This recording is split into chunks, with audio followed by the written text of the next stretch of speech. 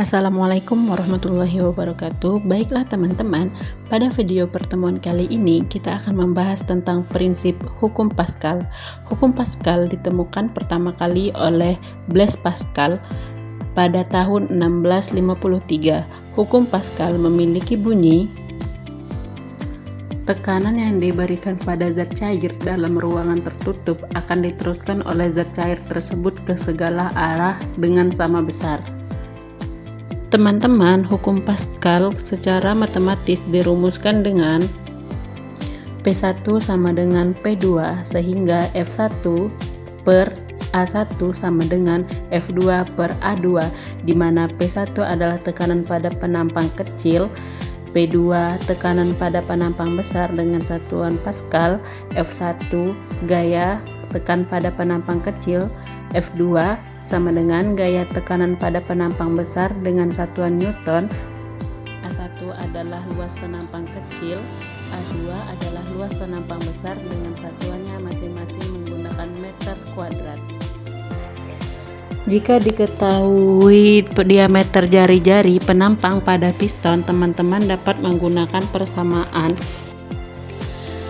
F1 per F1 sama dengan A2 per A2 sama dengan D1 per D2 dikuadratkan sama dengan R1 per R2 dikuadratkan dengan keterangan rumus masing-masing yang tertera pada gambar. Pada umumnya, beban yang diangkat diletakkan di penampang besar, oleh karena itu gaya tekan F2 sama dengan berat beban, sehingga F2 dapat dirumuskan dengan M dikali G, dengan F2 sama dengan berat beban dengan satuan Newton, M sama dengan massa beban dengan satuan kilogram, dan G sama dengan percepatan gravitasi dengan satuan meter per sekon kuadrat. Dalam kehidupan sehari-hari, banyak yang menggunakan prinsip hukum Pascal, diantaranya adalah rem hidrolik. Rem hidrolik adalah rem yang digunakan di mobil. Ini bekerja dengan cara mendistribusikan tekanan dari pedal rem ke seluruh sistem rem, sehingga mobil bisa berhenti dan efektif. Bayangkan teman-teman menaikkan pedal rem mobil. Saat menekan pedal, tekanan itu mengalir ke fluida di dalam sistem rem, dan ini membuat roda berhenti. Yang kedua adalah lift atau elevator. Lift yang ada di gedung-gedung tinggi menggunakan fluida untuk mengangkat beban.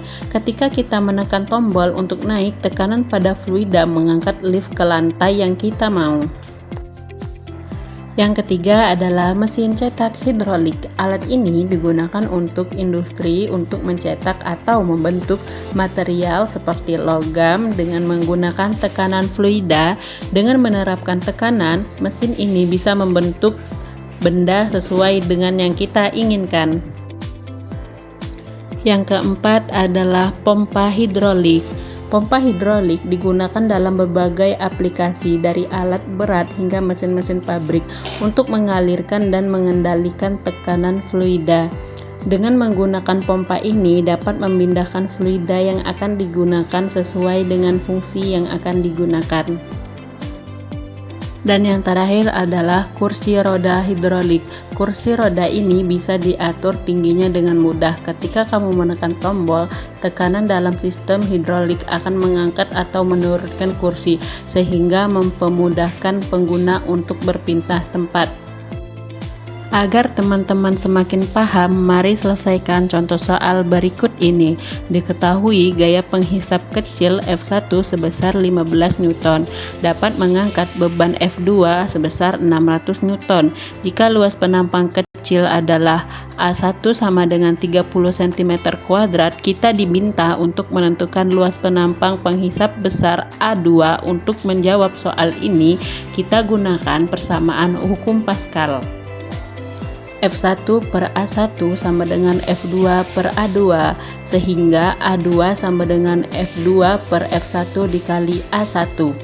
Kita masukkan nilainya, 600 Newton dibagi 15 Newton dikali 300 cm kuadrat sama dengan 40 dikali 300 cm kuadrat sama dengan 12.000 cm kuadrat, atau 1,2 dikali 10 pangkat 4 cm kuadrat.